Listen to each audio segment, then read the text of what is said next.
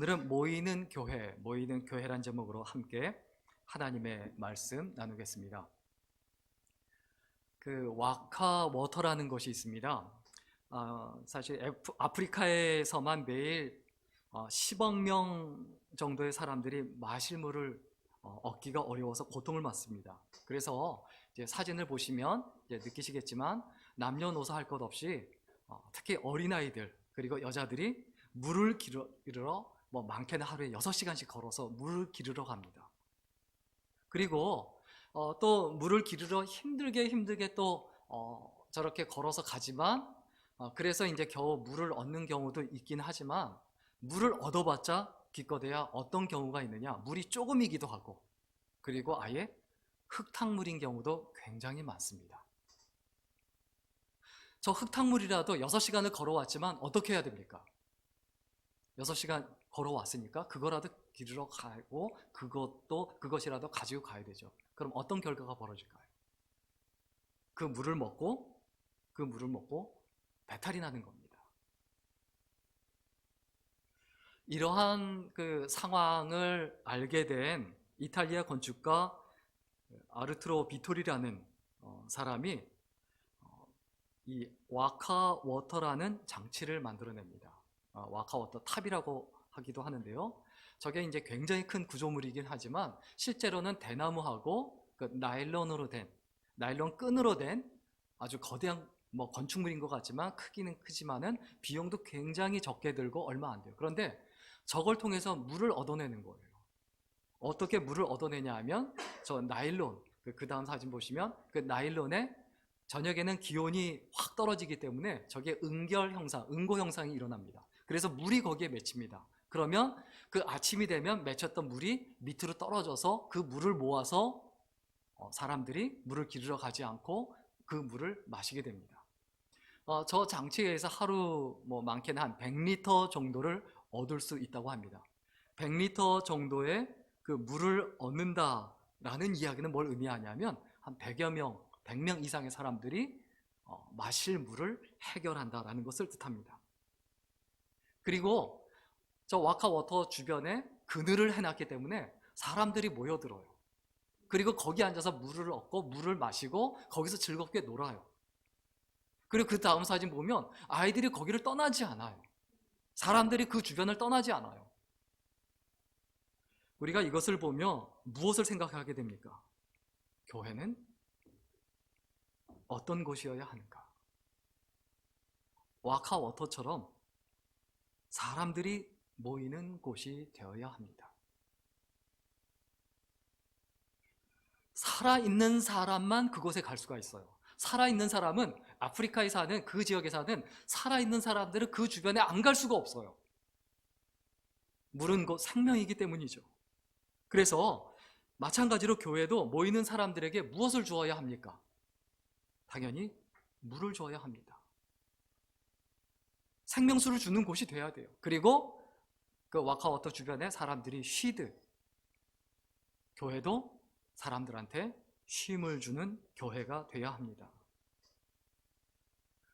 세 종류의 교회가 있습니다. 첫째 종류의 그 교회는 물이 아예 없는 교회예요. 건물도 크고 화려한 것 같지만 물을 주지 않는 그 생명의 물이 없는 교회가 있어요. 그 다음에 두 번째 어떤 교회가 있냐 하면 물이 있는데 그 물이 오염된 물이에요. 썩은 물이에요. 그 물을 마시면 배탈이 나고 사람들의 생각이 잘못되고 신앙이 잘못되게 만드는 교회가 있어요. 그러나 진짜 교회는 어떤 곳이 진짜 교회입니까? 생명수가 있는, 그 물이 있는 교회입니다. 우리 교회가 그런 교회인지 한번 깊이 생각해 봤으면 좋겠습니다. 요한복음 4장 13절과 14절에 있는 말씀을 보면 예수께서 대답하여 이르시되 이 물을 마시는 자마다 다시 목마르려니와 내가 주는 물을 마시는 자는 영원히 목마르지 아니하리니 내가 주는 물은 그 속에서 영생하도록 솟아나는 샘물이 되리라. 교회라고 하는데 그 교회에서 영생의 물인 예수님을 만날 수 없는 교회다. 그게 진짜 교회인가? 그거는 아니라는 거죠. 교회에 와서 여전히 교회에 와 있는데도 내가 신앙적인 갈급함을 채우지 못한다. 이건 문제가 있는 거예요. 교회에 와서 무엇에 집중해야 됩니까? 물이 있는데도 마시지 않는 분이 있을 수 있어요. 말씀을 듣지 않는 분이 있을 수 있어요. 그것은 자기 책임이죠. 그런데 교회에 와서 내가 물을 마셨는데도 그것이 소금 물이고 상한 물이고 썩은 물이다라고 하면 더 갈급해지고 더 아프고 교회에 와서 더 힘들게 되는 거죠. 잘 되는 집안의 그 전형적인 특징이 있습니다. 잘 되는 집안, 번성하는 집안의 그 특징이 있는데 두 가지 조건이 갖춰져 있습니다. 하나는 훌륭한 리더가 있어요. 모이자고 하고 그리고 모였을 때 잘 이끌어가요. 그리고 잘 되는 집안의 특징이 또 하나가 있습니다. 뭐냐 하면 가족들이 헌신을 해요. 음식을 같이 만들고 그리고 먼 길 마다하지 않고 오고. 교회도 똑같습니다. 부흥하는 교회 특징이 있어요. 좋은 리더가 있어요. 하나님 말씀을 사랑하고 하나님 말씀을 잘 전하는 리더가 있습니다. 그리고 교우들이 서로 희생하고 헌신할 줄 압니다. 이런 교회가 진짜 좋은 교회죠. 성경은 교회를 어떤 곳이라고 말합니까? 모이는 곳이라고 말합니다. 성경은 어떤 곳이라고 얘기하느냐? 먼저 신명기 16장 16절에 보면 예배하는 곳이다. 내게 와라, 모여라, 이곳에 모여서 예배해라, 이것을 강조합니다. 신명기 16장 16절에 보면 너희 가운데 모든 남자는 1년에 3번 곧 무교절과 칠칠절과 초막절에 내 하나님 여호와께서 택하신 곳에서 여호와를 배웁되 빈손으로 여호와를 배웁지 말고. 우리가 이 말씀을 통해서 무엇을 기억해야 합니까? 교회는 뭐 하는 곳이냐? 예배 드리는 곳이에요. 우리의 최대의 관심사가 무엇이어야 합니까? 교회에 가서 내가 예배 드려야 되겠다, 예배 드린다, 이 자세와 이 태도가 명확하고 분명해야 합니다. 그 다음에 또한 교회는 어떤 곳이어야 합니까? 안식을 주는 곳이어야 합니다. 그것이 성경의 관점이에요. 마태복음 11장 28절에 보면 수고하고 무거운 짐진 자들아 다 내게로 오라, 내가 너희를 쉬게 하리라. 그리고 교회는 어떤 곳이어야 합니까? 나눔이 있는 곳이어야 합니다. 이사야서 55장 1절에 보면 너희 모든 목마른 자들아 물러 나아오라, 돈 없는 자도 오라, 너희는 와서 사 먹되 돈 없이 값 없이 와서 포도주와 젖을 사라. 교회에 와서 돈이 없어도 가난해도 기쁨을 누릴 수 있어야 돼요. 평안과 안식을 찾을 수 있어야 합니다. 그것이 진짜 교회의 모습이다라는 것을 잊어버리지 말아야 합니다. 그리고 또 성경에 보면 교회는 어떤 곳이라고 얘기합니까? 복음을 전하는 곳이에요. 전도하는 곳이에요. 누가복음 14장 23절에 보면 주인이 종에게 이르되 길과 산을 가로 나가서 사람을 강권하여 데려다가 내 집을 채우라. 교회는 어떤 곳이라고요? 동네에 가서, 산에 가서 이것저것 다 흩어져서 강권하여 데려다가 내 집을 채워라. 이것이 하나님의 말씀이에요. 여러분, 성경에서 교회에서 말하는 이 부분들을 살펴보면 한마디로 교회는 뭐 해야 된다라고 얘기하느냐? 모여야 된다는 거예요. 모이는 게 왜 중요합니까? 모이는 게 중요한 이유가 있어요. 일단은 모인다, 사람이 모이는 교회다라는 것은 하나님의 역사가 나타난다는 걸 의미해요.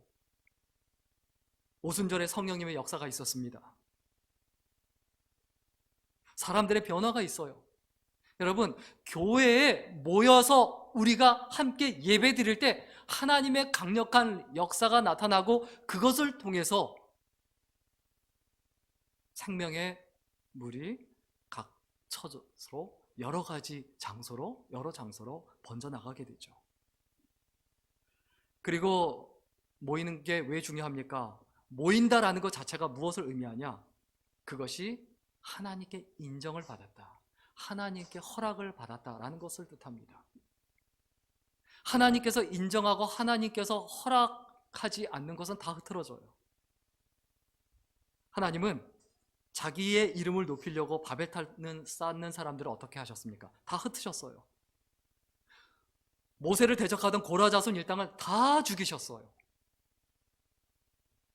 하나님께서는 자기들을 위해서, 하나님 뜻이 아니라 자기들을 위해서 모이는 것을 원하지 않으시고 다 흩으십니다. 모인다는 것 자체 하나님께서 기뻐하신다는 것을 의미합니다. 그리고 한 가지 더, 우리가 모이는 것이 왜 중요합니까?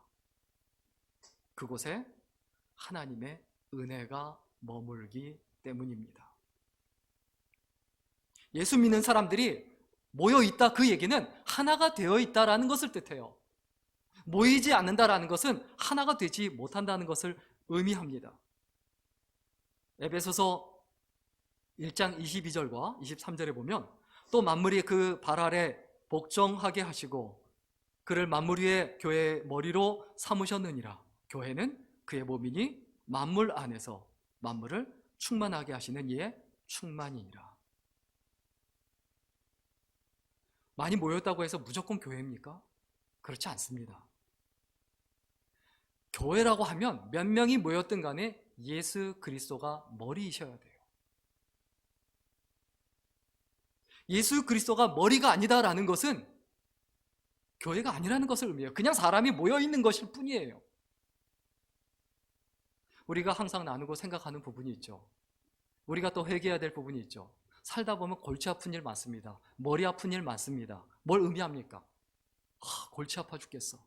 교회에서 골치 아파 죽겠어. 머리 아파 죽겠어. 뭘 의미합니까? 자기가 머리란 얘기죠. 주님이 머리이기 때문에 주님이 골치 아프시고 주님이 어려우신 거지 내가 골치 아픈 게 아니죠. 그건 잘못된 거죠. 교회라고 했을 때 기본적으로 종합해보면 교회는 잘 모여야 합니다. 모이되 오늘 성경 본문에 뭐라고 말합니까? 서로 돌아보아 이렇게 말하듯 마음을 모으는 교회가 되어야 합니다. 서로 돌아보아서 마음을 모으는 교회. 마음이 부패한 마음이 있어요. 어떤 마음이 부패한 마음입니까? 자기밖에 모르는 거예요. 자기만 아는 거예요. 자기만 생각하는 거예요. 서로 돌아보지 않는 거예요. 그건 부패한 마음이에요. 예레미야서 17장 9절 말씀 보면 만물보다 거짓되고 심히 부패한 것은 마음이라 누가 능히 이를 알리오마는. 만물보다 거짓되고 심히 부패했다. 거짓되고 부패한 이유가 뭡니까? 자기만 알거든요. 극도의 이기주의거든요. 그런데 성경에서 뭐라고 말합니까? 마음을 모아라. 서로 돌아보라. 이것이 우리가 기본적으로 모여서 되어져야 하는 부분입니다. 그리고 또 교회가 진짜 제대로 모이고 정확하게 하나님 뜻대로 모이는 교회라고 하면 무엇을 모아야 되느냐? 뜻을 모아야 돼요. 뜻이 다르면 안 돼요. 다른데 뜻이 있으면 안 돼요. 24절 하반절에 뭐라고 말합니까? 사랑과 선행을 격려하여. 우리가 서로에게 격려해야 되고 그리고 서로 할 수 있도록 도와야 되는 게 있습니다. 그게 뭡니까? 바로 사랑이죠. 아모스서 5장 24절에 보면 오직 정의를 물같이 공의를 마르지 않는 강같이 흐르게 할지어다. 여기서 정의라는 말은요, 뭐 영어의 체러리이기도 하지만은 체다카라는 말이에요. 자선으로 이렇게 번역이 되기도 하지만 원래는 정의라는 뜻이에요. 무슨 얘기냐 하면 가난한 사람이 추워서 벌벌 떨고 있습니다. 그 사람이 춥지 않도록 내 옷을 벗어주고 옷을 갖다주고 이불을 덮어주는 것, 그것은 자선이나 구제하는 게 아니고 정의라는 거예요. 옳은 거라는 거예요. 그게 바른 거라는 거예요. 배고픈 사람이 있어요. 배고픈 사람이 있어서 내가 먹고 있고 나만 먹을 수 있지만 내가 먹을 것을 그 사람에게 나눠준다라는 거 무엇을 의미합니까? 그게 정의예요. 그게 옳음이에요. 그건 구제가 아니에요. 자선이 아니에요. 도와주는 게 아니에요. 당연히 해야 되는 거예요. 이게 정의입니다. 교회라는 곳은 어떤 곳이 되어야 합니까? 이런 뜻을 모으는 곳이 되어야 합니다. 사랑과 선행을 격려하는 곳이 되어야 합니다. 교회에서 뜻이 다르면 이건 심각하게 문제가 됩니다. 서로 싸워요. 서로 다퉈요. 어떤 집안은 굉장히 때마다 철마다 굉장히 잘 모이는 집안이 있습니다. 그런데 잘 모이는 이유가 재산 상속받기 위해서. 그 재산을 물려받기 위해서 모이는 거다라고 하면 그건 부패한 마음이죠. 효도가 목적이 돼야 되죠. 마찬가지입니다. 교회에서 우리가 어떤 뜻을 가지고 어떤 의지를 가지고 살아가야 합니까? 사랑과 선행을 서로 격려해야 된다는 거죠. 그리고 교회가 모여서 무엇을 모아야 합니까? 힘을 모아야 합니다. 오늘 본문 25절에 보면 모이기를 패하는 어떤 사람들의 습관과 같이 하지 말고 오직 권하여 그날이 가까움을 볼수록 더욱 그리하자.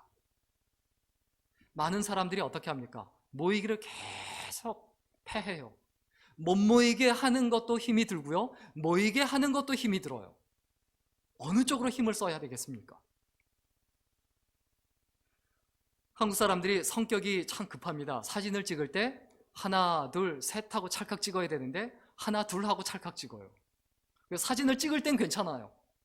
어떨 때 문제입니까? 무거운 거 들을 때 하나, 둘, 셋 하고 들어야 되는데 하나, 둘 하고 들고, 어떤 사람은 하나, 둘, 셋 하고 들고, 이게 안 맞으면 어떻게 됩니까? 허리 다치죠.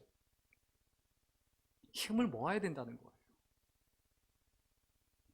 11시에 모이자고 했으면 11시에 모이고, 2시에 모이자고 했으면 2시에 모이고, 4시에 모이자고 했으면 4시에 모여야 되는 거죠. 성경이 말하는 교회는 어떤 곳입니까? 부활하신 예수님의 그 능력이, 그 생명력이 실제로 나타나는 곳입니다. 교회에서 함께 모여서 실제로 교회에서 나타나야 될 그 능력과 힘이 무엇입니까? 교회에서 이 땅에서 어떤 역할을 해야 됩니까? 먼저는 그리스도의 남은 고난을 채워야 합니다. 골로새서 1장 24절 보면 나는 이제 너희를 위하여 받는 괴로움을 기뻐하고 그리스도의 남은 고난을 그의 몸된 교회를 위하여 내 육체에 채우노라. 내가 교회에 모여서, 우리가 교회에 모여서 우리의 힘을 어디다 써야 합니까? 그리스도의 남은 고난을 내가 채워야 되겠다. 예수님께서 가신 그 십자가의 길을 나도 가야 되겠다. 이 생각을 가지고 모여야 된다는 거죠. 그리고 교회가 어떤 역할을 해야 됩니까? 마태복음 6장 10절에 보면 하나님의 뜻을 이 땅에서 이루는 역할을 해야 되죠. 나라가 임하옵시며 뜻이 하늘에서 이룬 것 같이 땅에서 이루어지이다. 그리고 교회가 어떤 역할을 해야 합니까? 성전의 역할을 해야 합니다. 고린도전서 3장 16절에 보면 너희가 하나님의 성전인 것과 하나님의 성령이 너희 안에 계시는 것을 알지 못하느냐. 그리고 우리들은 무엇입니까? 하나님이 거하시는 성전이에요. 내 인격 속에 하나님이 거하시고, 내 마음 속에 하나님이 거하시고, 내 언어 속에 하나님이 거하시고, 내 머릿속에 하나님이 거하시는 성전이다라는 사실을 잊어버리지 말아야 합니다. 결국 이 땅에서 교회가 함께 모여서 해야 되는 역할은 뭡니까? 하나님의 영광을 드러내야 합니다. 마태복음 5장 16절에 보면 이같이 너희 빛이 사람 앞에 비치게 하여 그들로 너희 착한 행실을 보고 하늘에 계신 너희 아버지께 영광을 돌리게 하라. 먹든지 마시든지 무엇을 하든지 우리는 하나님의 영광을 위하여 살아가야 합니다. 하나님께 영광을 돌리려면 어떻게 해야 될까요? 마지막으로 예를 들어서 설명을 드리고 마치고 싶습니다. 유튜버 청년 2명이 팔씨름 대회를 열었습니다. 근데 팔씨름을 누구한테 시키느냐? 홈리스, 그 노숙자들이죠. 미국의 그 노숙자들한테 찾아가서 100불을 줄 테니까 팔씨름을 해서 이겨라. 그래서 가장 먼저 저기 흑인 남성에게 찾아가서 팔씨름에서 이기면 100불 준다. 그 흑인이, 그 홈리스가 Why not? 왜 안 하겠느냐 하고 따라가겠죠. 그리고 대결할 사람을 또 찾습니다. 한 백인 청년, 젊은 청년인데 백인 청년, 왜소하지만 그 청년이 앉아서 이제 구걸을 하고 있습니다. 그때 또 제안을 합니다. 가서 팔씨름을 해라. 이기면 100불 주겠다. 왜 안 하겠느냐라고 하고 둘이 만나서 팔씨름을 합니다. 서로 비등비등하다가 결국 덩치가 큰 흑인 홈리스가 이깁니다. 그래서 흑인 홈리스한테 100불을 줬습니다. 그런데 여기서 놀라운 장면이 벌어져요. 그 놀라운 장면이 뭡니까? 그 100불을 자기가 다 갖지 않고 그 흑인 노숙자가 같이 팔씨름한 그 사람한테 50불을 주는 거예요. 그거 나눠 갖는 거예요. 그때 그 유튜버가 감동을 합니다. 그래서 지금 사진 보면 너무 감동을 해서 어떻게 하냐면 자기 지갑을 열어서 100불씩을 꺼내서 나눠주는 거예요. 너무 감동해서 내가 이것을 더 주지 않으면 나는 못 견디겠다. 당신이 나를 감동시켰다. 교회가 해야 되는 게 뭡니까? 내가 돈이 없다, 가난하다, 무슨 홈리스다, 이게 중요한 게 아니에요. 어떤 마음이 중요합니까? 내가 이기는 게 중요한 게 아니에요. 내가 가지고 있는 것을 가지고 나누는 것이 중요하다는 거예요. 그래서 이 흑인 노숙자 한 사람에 의해서 엄청난 반향이 일어납니다. 그래서 저 동영상 조회수가 2,800만 회수나 올라가고, 그리고 저 유튜버가 구독자가 거의 600만이 달합니다. 누구의 힘입니까? 저 흑인 노숙자의 힘이에요. 저도 미국에서 꽤 오래 살았지만은 노숙자들이, 또 흑인들이 착한 사람들이 되게 많아요. 착해서 노숙자가 되는 경우도 굉장히 많아요. 싸우기 싫고 다투기 싫고 가지려고 하는 욕심도 없고, 그래서 노숙자가 되는 경우가 많아요. 그냥 루저가 아니라는 거예요. 또 예전에 본 그 동영상이 있습니다. 그 동영상에서는 흑인 노숙자한테 100불을 줬더니 그것을 가지고 마켓 가서 음식을 잔뜩 사서 자기 혼자 쓰는 게 아니고 다른 노숙자들한테 다 나눠주더라고요. 우리는 노숙자다라고 하면 인생에서 실패한 사람이라고만 생각합니다. 그러나 그렇지 않습니다. 교회가 어떤 곳이 되어야 합니까? 크리스천으로서 어떤 삶을 살아가야 합니까? 잘 모이는 교회, 이런 마음을 가지고 잘 모이는 교회는 역사의 한 획을 긋습니다. 그리고 어떻게 합니까? 어떤 일이 벌어집니까?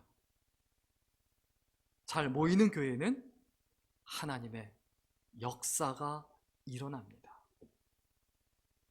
그래서 그 교회 정말 대단한 교회야, 그 교회 정말 멋있는 교회야, 그 교회 정말 좋은 교회야, 이런 역사가 남는다는 거예요. 그런데 그렇게 되지 않으면 그냥 건물만 큰 교회, 교인은 없고 유럽에 있는 많은 교회들처럼 텅 비어있는 교회, 저 교회는 한동안 사람이 많기는 했어. 그런데 한 게 없어. 저는 우리 교회가 어떤 교회가 되었으면 좋겠는가, 이 고민을 늘 합니다. 역사의 한 획을 걷으면 좋겠습니다. 이 시대에 하나님의 뜻을 감당하고, 그리고 그 역사를 이뤄내므로 이 땅에 희망이 되었으면 좋겠습니다. 하나님의 역사가 일어나는 교회, 그 교회가 세상의 희망입니다. 우리 교회가 이 세상의 희망이 되었으면 좋겠다, 그 소원과 소망을 가지고 함께 모여서 기도하고 또 함께 나누고 서로 돌아보고 사랑과 선행을 격려하는 아름다운 인생, 소중한 인생이 될 수 있기를 주의 이름으로 간절히 축원합니다. 기도하겠습니다.